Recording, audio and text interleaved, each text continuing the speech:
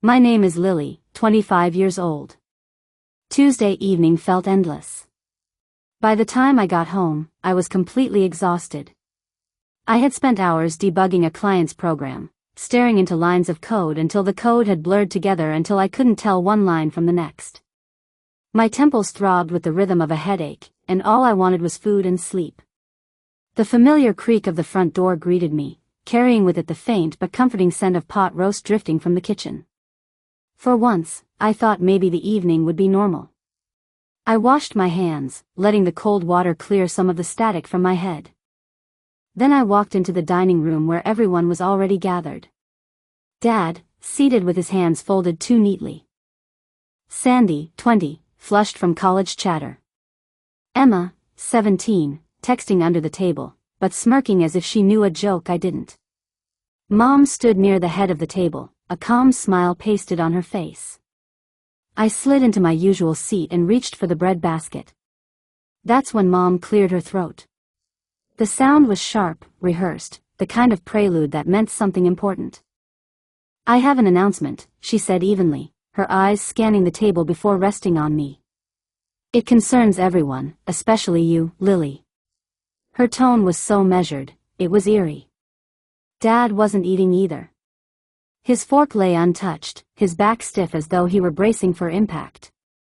Sandy leaned forward, lips twitching like she was suppressing a laugh. Emma dropped her phone, pressing her lips together so tightly it looked painful. They all knew. I didn't.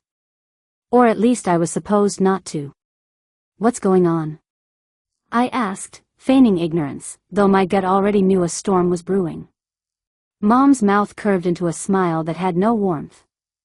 We sold the house today. We're moving out tomorrow. The room seemed to tilt. I let my fork clatter to the plate. What? When did you decide this? Why didn't anyone tell me? Because, she said, her smile tightening. We're not taking you with us. Sandy bit back a giggle. Emma's face broke into open laughter, and she nearly toppled from her chair. The sound grated like broken glass. Dad leaned back as if his line had been rehearsed. You have 1 month, Lily. Find a new place before the new tenants arrive. I stared at them, letting my breath shake just enough.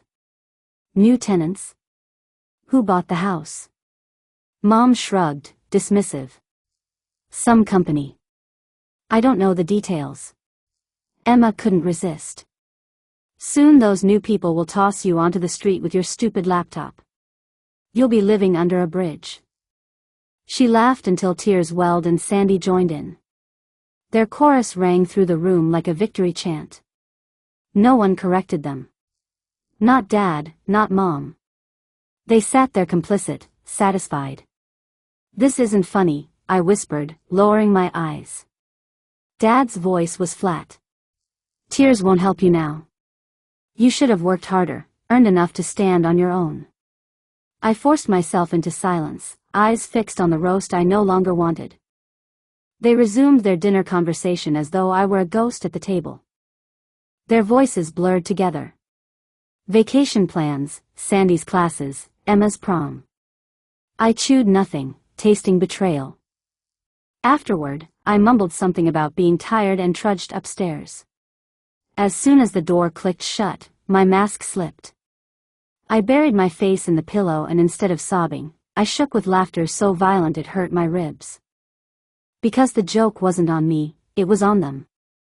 2 months earlier, scrolling through real estate listings, I had stumbled on something familiar. My own home. The pictures were jarring. My bedroom photographed without permission. My posters, my desk, everything captured for strangers to evaluate. My parents had put the house on the market behind my back. At first, I had felt gutted, but then an idea bloomed. A perfect, ruthless idea. Through my company, Jesse and I had placed an offer. We negotiated through our agent, keeping our names hidden. They believed they were selling to some faceless investment firm. In truth, they were handing the deed to me. Tonight's dinner was theater, and I had played my part. I turned over on my bed, staring at the ceiling. My fingers brushed the cord around my neck, the steel key dangling there. It belonged to the attic chest, Grandma's chest. She had whispered once when I was little that inside was something just for you. But when she died, Mom and Dad locked it away, saying it was filled with junk. Still, I kept the key. Sometimes I wondered if the chest held more than mothballs and dust. From outside, the faint creak of a window drew my attention. I sat up and peered through my blinds. Across the yard in the neighboring house, Mrs. Peterson's silhouette hovered at her window as always, the town's unblinking eye. She watched everything. Who left? Who arrived? Who lingered too long? She was the type who'd noticed my car still parked here weeks after the supposed Sanos tenants had moved in. Her gossip was a fuse waiting to be lit. Downstairs, laughter floated up from the kitchen. Sandy and Emma mocking, Mom humming as she packed dishes. The sound was distant, like another family in another house. I lay back, hands folded across my stomach, and smiled. They thought they had cast me out. But tomorrow, when they drove away, they would leave not just a daughter behind, but the true owner of this house, my house. Yet beneath my satisfaction, a darker pulse throbbed. Questions gnawed at me. What drove them to sell so fast? Why the secrecy?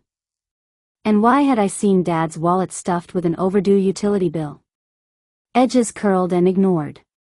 Secrets festered in this family, and for the first time in years, I was ready to uncover them. The morning of the closing felt like stepping into another life, one I wasn't sure I belonged to. The conference room smelled faintly of paper and ink, the kind of sterile place where lives are quietly rearranged. Jesse sat beside me, his hair still damp from a rushed shower, tapping his pen against the table in restless rhythm. "You're too calm," he muttered, scanning the thick folder of documents. "I've been waiting for this moment my whole life," I said softly, though my hand trembled as I signed the first page. The realtor across from us smiled politely, oblivious to the fact that she was watching a daughter buy her own family's house in secret. Each signature was a nail in the coffin of the old order. Each initial was a promise to myself, never again invisible, never again disposable. When the final signature was signed, the realtor slid a slim envelope toward me. "Congratulations, Ms. Rogers. These are your keys." My hand closed around them like they were a weapon and a shield all at once. That evening, I kept my routine unchanged. My parents buzzed around the house like restless bees, packing boxes, arguing about which couch to sell and which to keep. Sandy shouted on the phone about dorm arrangements while Emma dragged trash bags filled with clothes down the hallway. Mom's voice carried, rehearsing tomorrow's plan. Movers at dawn. A final sweep of the house. One last family breakfast without me. I played my role with precision, silent, meek, hovering at the edges. By morning, the driveway was a storm of cardboard, duct tape, and muffled arguments. Dad barked orders at the movers, trying to mask the strain in his voice. His jaw worked overtime, clenching and unclenching like he was grinding his teeth into dust. I caught a flash of something in his coat pocket when he bent to lift a box. A crumpled notice from the bank, red ink bleeding through the folds. I looked away before he noticed me watching. When the last box was shoved into the moving truck, my parents stood in the doorway, gazing around at the hollowed-out house. Mom touched the wall like it might speak back. Then her eyes found mine. "You have a month," she said. The same words as before, like a judge delivering sentence. They walked out without waiting for me to answer. Sandy got the last word, sneering as she adjusted her bag on her shoulder. "Hope you like sleeping on park benches." Their car door slammed. The engine roared. None of them looked back as they drove away. Silence filled the house, thick and foreign. For a moment, I just stood there listening to the emptiness. The hum of the refrigerator, the faint echo of my own breathing. It all felt unreal. Then Jesse pulled into the driveway, his beat-up hatchback announcing itself with a sputter. He burst through the front door with 2 large pizzas balanced in one hand and a case of beer dangling from the other. "They're gone." "They're gone," I said. My voice cracked, not from sadness, but from the sheer weight of it all. We sat cross-legged on the bare floor of the living room, pizza boxes spread open between us, the afternoon sun slanting through half-covered windows. Grease stained the cardboard, beer fizz hissed in the air, and for the first time in years, I felt something like freedom. "They sold you their house," Jesse said, shaking his head in disbelief. "To you, without them even knowing. That's diabolical." "Poetic," I corrected. "They thought they were cutting me out. Instead, they gave me everything they thought I didn't deserve." We laughed until our stomachs hurt, the sound echoing through the empty walls. Yet, beneath the laughter, a fragile thread of unease tugged at me. Because when the movers had hauled the last box, I noticed something they left behind on the counter. An unopened envelope. My father's name scrolled across the front in hurried pen. I slipped it into my pocket before anyone else saw. Later, alone, I slid it onto a shelf and told myself I'd deal with it tomorrow. But it felt like a ticking clock. The next day, I did something I had never done before. I shopped without fear. Furniture stores, appliance warehouses, even a boutique coffee machine dealer. I walked in and pointed at what I wanted. A sectional sofa, big enough to swallow my sister's whole. A flat screen that dwarfed the one Dad always bragged about. A dining set sturdy enough to host dinners no one in my family would ever be invited to. As I swiped my card, the cashier smiled warmly. "Congratulations on the new house." The words hit me like a secret blessing. My house. I called a locksmith over to change the door locks. When the deliveries arrived, the rooms began to pulse with life again. Not their life, but mine. A kitchen humming with stainless steel appliances. A living room dressed in leather and oak. A bedroom lit by a lamp I chose because it reminded me of the night sky. Still, every creak of the floorboards whispered their absence. I'd walk into the hall expecting to hear Emma's laugh, Sandy's phone calls, Mom's humming, but instead there was only the echo of my own footsteps. Freedom, yes, but loneliness, too. Late one night, while unpacking dishes, I caught sight of Mrs. Peterson's silhouette across the yard. Her window lit, her body angled toward my house like a lighthouse beam. I imagined her dialing her phone, whispering into the receiver, spinning stories before she even knew the truth. I shut the blinds and pressed my back against the wall.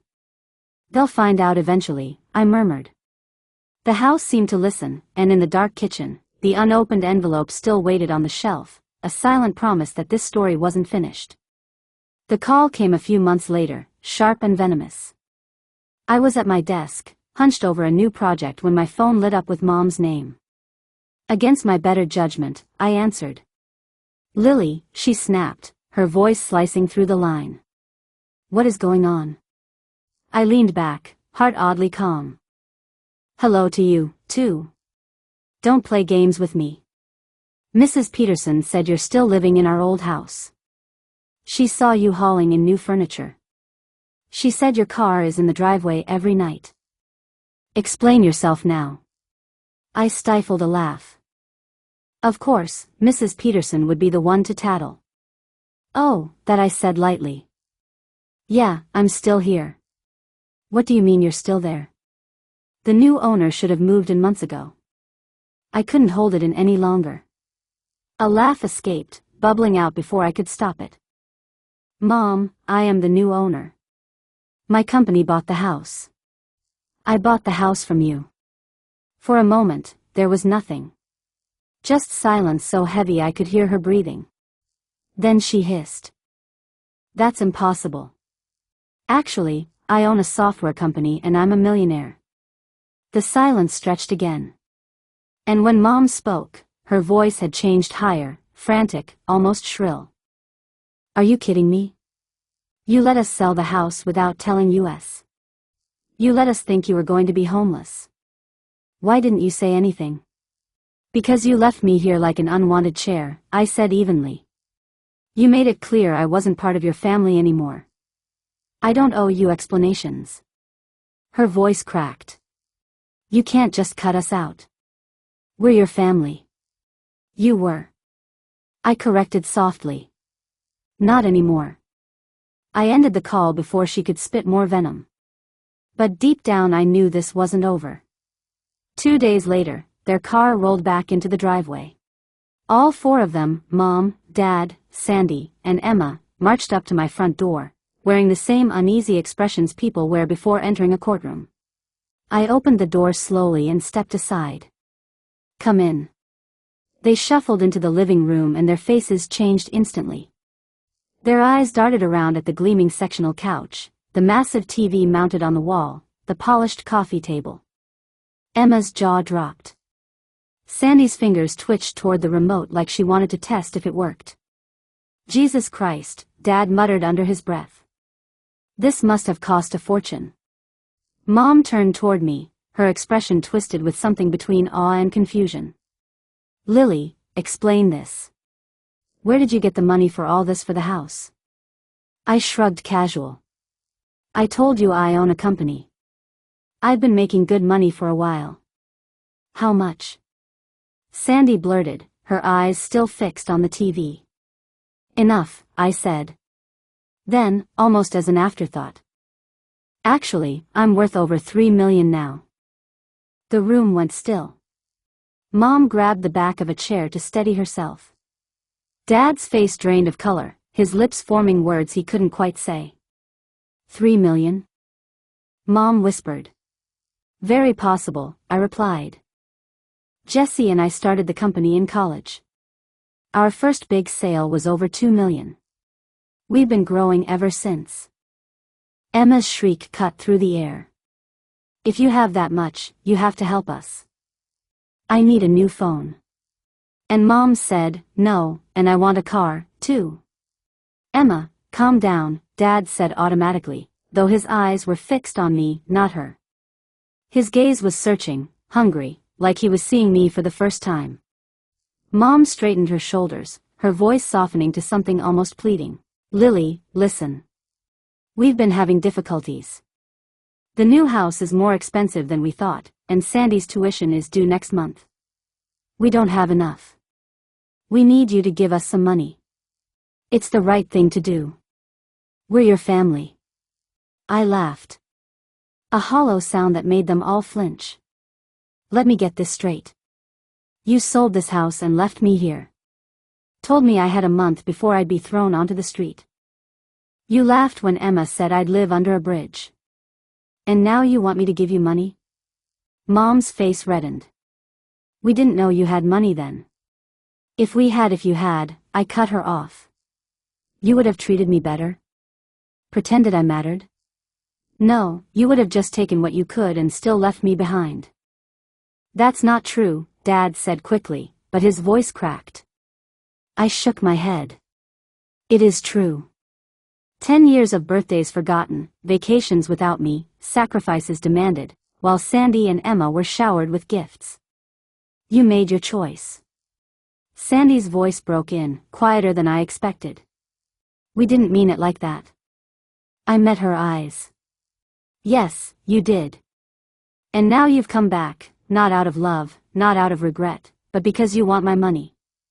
That's the only reason. Mom's eyes filled with tears. Lily, please. We made mistakes, but we're still your family. We love you. I walked to the front door and pulled it open. The night air rushed in, cool and sharp. Your tears don't mean anything to me. You should have thought about that before you left me here like garbage. Dad stepped forward, desperate now. Wait, we can work this out. We can be a real family again. I looked at him, at all of them, and felt the weight of years pressing down. You had 25 years to be a real family. You chose not to. It's too late now. One by one, they filed out, their footsteps heavy against the polished floor. Mom was the last to leave, pausing in the doorway. This isn't over, Lily. We won't give up on you. Yes, it is, I said coldly. And if you keep bothering me, I'll get a restraining order. I closed the door and locked it. My hands trembled, not from fear, but from the truth of it. I was no longer the forgotten daughter at the table. I was the one holding the keys, the deed, and the power. But deep inside, I knew this confrontation was only the beginning. The silence didn't last. At first, it was a drip. Late night, Dad's voice left on voicemail, heavy with guilt, insisting he wanted to make things right. Sandy's messages ran long, laced with nostalgia, begging me to remember we were sisters. Emma's tone was different, sharp, entitled, demanding. You owe us. I ignored them all. Each notification another brick in the wall I was building. But then it escalated. One evening, Jesse stormed into my office, laptop under his arm. You've seen this, right? He spun the screen toward me. My stomach sank. A post on Emma's social media page had gone viral. Thousands of likes, comments spilling over like a mob. The caption screamed, "My sister stole our family's house, left us with nothing, heartless and greedy." Photos of me moving furniture into the house accompanied it. Mrs. Peterson's snapshots passed along like evidence. Comments blazed with strangers' outrage. Some called me a traitor. Others said, I deserve to be disowned. A few suggested uglier things. She's painting me as a thief, I muttered, heat crawling up my neck. Jesse clenched his jaw. You need to shut this down. I closed the laptop with a snap. No, let her dig her hole. The truth always claws its way out. Still, the smear lingered. Neighbors averted their eyes when I walked down the street. Grocery clerks whispered. The weight of being miscast in my own story pressed down harder than I'd expected. And then, Aunt Linda came. She knocked softly, unlike the others who pounded with entitlement. When I opened the door, she stood there with her kind eyes and a casserole dish in hand, as though we were still a family that shared meals. May I come in, Lily? I hesitated, then nodded. We sat at the dining table I'd bought myself, the steam from her casserole curling into the air. She clasped her hands together, a nervous tick. Your mother and I, we don't agree on much, but I need to tell you something that she never will. Her voice cracked. When your grandmother passed, she left a small trust. It wasn't huge, but it was meant for you. She wanted to make sure you could go to college. Chase your dreams. She told me you were the one who needed it most. But when the time came, the paperwork vanished. Your father said it must have been a mistake in the will. My heart thudded painfully. What are you saying? I'm saying, Linda whispered, eyes glistening. That money never reached you, and I think your parents took it. I can't prove it. God help me. I looked the other way, but I can't carry the silence anymore. I pushed back from the table, breath shallow. Memories unfurled. Suddenly, it burned in my mind. I fetched it with trembling hands and ripped it open. Inside was a delinquency notice from the bank. A home equity line of credit signed against the house. My father's name bold and damning. The balance was long overdue. The threat of foreclosure looming until they sold the house. Pieces clicked into place like tumblers in a lock. The trust, the hellac, the rush to sell. They hadn't just discarded me. They had used me. Aunt Linda reached across the table, her hand warm over mine. I'm sorry, Lily. I should have spoken sooner. Tears pricked my eyes. Not from grief, but from fury. They didn't just neglect me. They stole from me. From Grandma. From everything she wanted me to have. Linda nodded, sorrow heavy on her face. You deserve to know.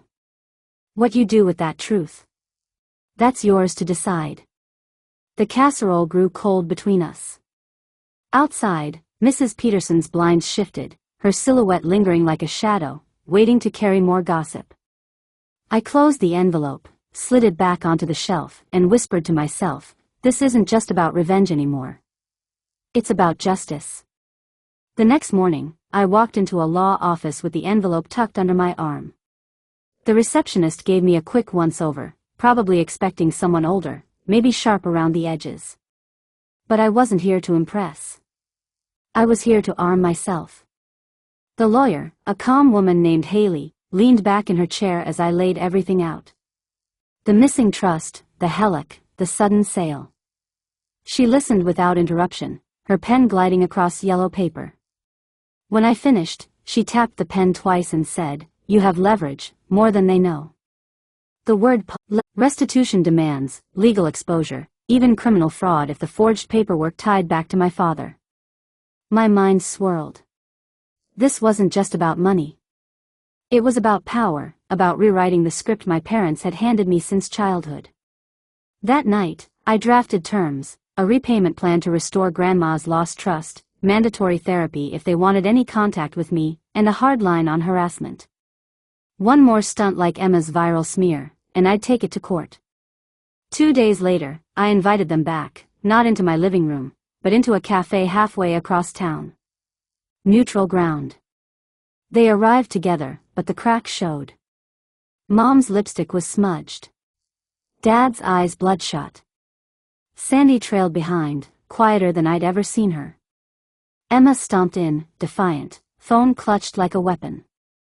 I slid the papers across the table. "These are my terms." Dad frowned, flipping through. "Restitution, therapy." "This is ridiculous." "No," I said firmly. "It's justice. You took from me. You left me behind. This is how you begin to repair it." But Sandy pressed on. "No, Mom. I remember every birthday she spent alone, every trip we went on while she stayed home. I thought it was normal, but it wasn't. We hurt her." She looked at me, tears threatening. "I'm sorry, Lily." For a second, my chest cracked open. A glimpse of what it might feel like to have a sister who chose me. But Emma ruined the moment. "This is pathetic," she spat.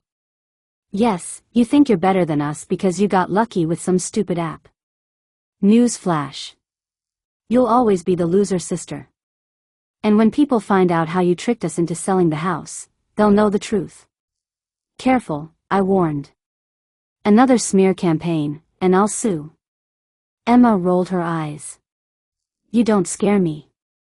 I leaned forward, lowering my voice until it cut sharper than a shout. "I should."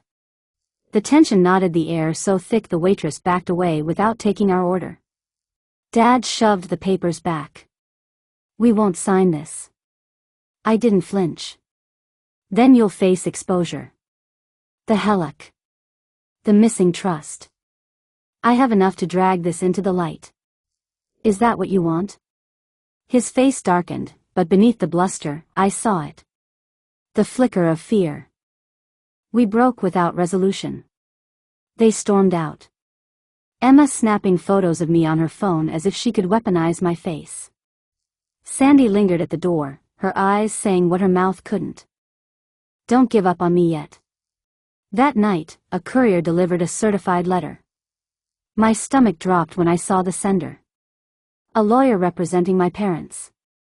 The words inside dripped with accusation, claims of non-disclosure, related party conflicts, even fraudulent concealment.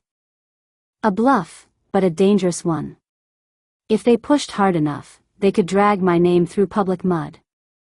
Jesse found me pacing the living room, letter crumpled in my hand. "They're trying to scare you," he said. "They're trying to bury me," I corrected. I looked at the unopened cedar chest in the attic that night, the key still warm against my neck. Grandma's shadow hovered over everything. Her trust stolen, her wishes erased. I had fought for independence, but now I was fighting for her, too. The line in the sand had been drawn. And this time, I wasn't stepping back. The bluff didn't scare me. It enraged me. I spread the certified letter across my dining table, the accusations glowing under the lamp like poison, non-disclosure, fraud, concealment. The irony was suffocating, accusing me of the very sins they had committed. I took a breath, steadied my hands, and called Haley.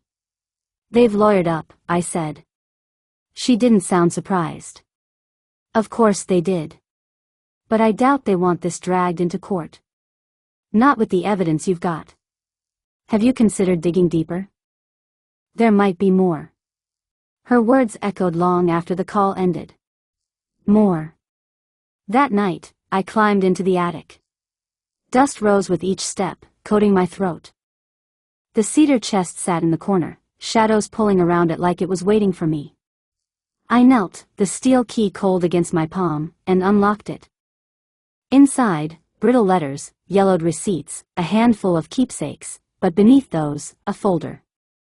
My breath caught as I pulled it free. Documents, loan applications. One in particular made my hands tremble. An old private student loan filed when I was 18. Only the signature wasn't mine. It was my father's handwriting twisted into my name. A forged signature, a fraud. I sank back on my heels, heart pounding. So this was their pattern, stealing what was meant for me, burying it under lies, using my name as a pawn. The next morning, Haley confirmed it. If we pursue this, it's criminal. He could face charges. I stared at the phone, torn between satisfaction and dread. Did I really want my father in prison? Was I ready to shatter what little remained of our family? The answer whispered back. They had already shattered it. That evening, I invited Aunt Linda over. She sat across from me, fingers twisting a napkin. When I showed her the forged loan, tears welled in her eyes. I suspected something like this, she whispered. Your father, he was drowning. Your mother, too. But instead of asking for help, they took again and again. Her voice cracked. I should have said something. I was a coward. I reached across the table, gripping her hand. You've done more for me with the truth than they ever did with lies. The next day, Haley drafted a letter of our own. It was simple, brutal, effective. Option A, sign the restitution and cease harassment agreement, begin repayment of the trust, attend family therapy. Option B, face exposure of the forged loan, the stolen trust, and potential criminal charges. We delivered it through a courier. Within hours, Dad called me, his voice not angry this time, but ragged, almost broken. Lily, he said, his words dragging. Please don't do this. You'll ruin us. I didn't speak. I listened. The man who once told me my tears meant nothing now sounded like a child begging for mercy. Then Mom came on the line, her tone softer, almost trembling. I know I failed you. I saw too much of myself in you, too stubborn, too different, and I punished you for it. Her words hit harder than I expected. For years I had imagined cruelty as deliberate, cold. Hearing it now, laced with confession and regret, made the ground beneath me shift. Do you even realize, I asked quietly, what you took from me? From Grandma? Silence stretched. Then Mom whispered, every day. When the call ended, I sat in the living room, staring at the contract on my table. My hand hovered over the phone, torn between pressing charges and letting them step into the deal. Justice or vengeance, both burned in my chest. Jesse walked in, watching me. You don't have to forgive them, he said. But you don't have to destroy yourself in the process either. Make them face it. That's enough. I nodded, though part of me still ached for something more. Restitution, yes, but also truth spoken out loud, where lies had lived for so long. That night I signed the letter on my end. They had a week to decide. They came back to the house a week later, not as owners, not as family, but as supplicants. The air outside was heavy with rain, the kind that lingers without falling, pressing down on everything. When I opened the door, the four of them stood in a line flanked by Haley and their own attorney. For once, it wasn't my parents dictating the terms. It was me. We gathered in the living room, the same space where they had laughed as I was condemned to leave. Now, papers covered the coffee table, pens laid out like weapons of ink. Dad's hands trembled as he signed first. His jaw was tight, his pride bleeding through his silence, but he signed. Mom followed, her signature curling shakily, a tear slipping down her cheek. Sandy hesitated, her pen hovering before she signed too.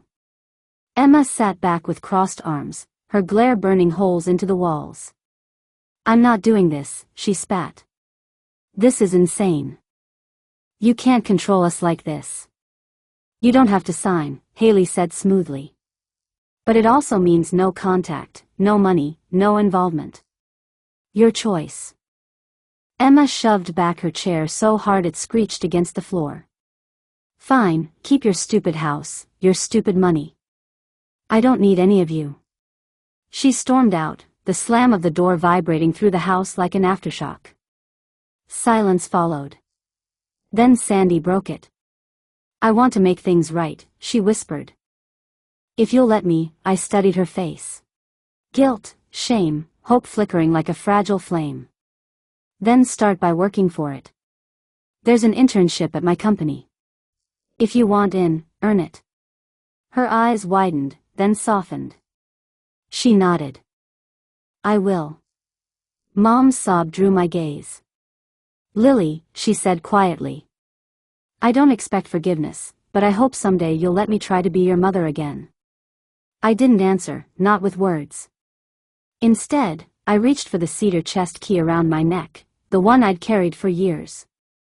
Slowly, I disappeared upstairs and returned with the chest itself, setting it in the center of the room. With careful hands, I opened it.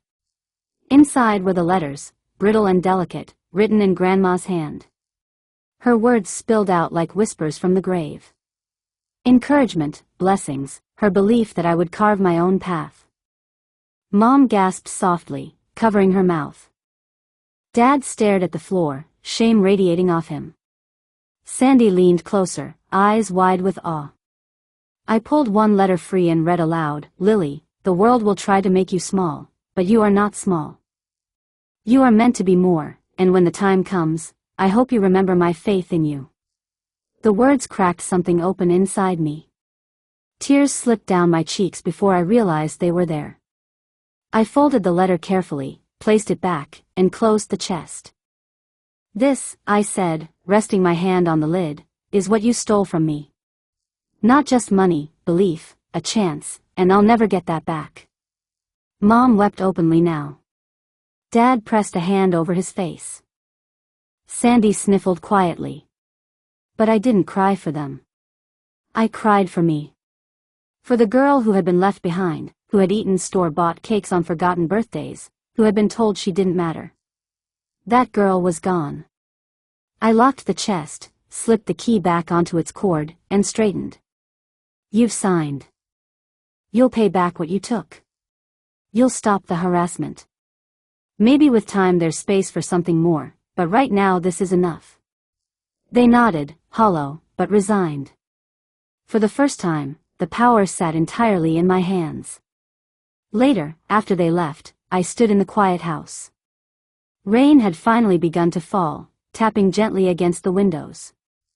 I breathed in the stillness, the peace I had fought for, the peace I had made. It wasn't forgiveness, not yet. Maybe not ever, but it was peace on my terms. And for the first time in my life, that was